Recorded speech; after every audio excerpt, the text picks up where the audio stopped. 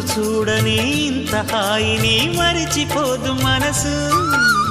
ఒదిగి ఉండి నీ వాకిటిలో బదులు కోరి నే నిలుచున్నా. దారి తెలియని చీకటిలో వెలుగు చూసి కాదంటానా. ఊరించి ఇది ఏ మాసం?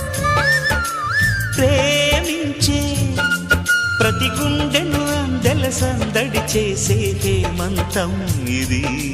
మన సొంతం అయినది.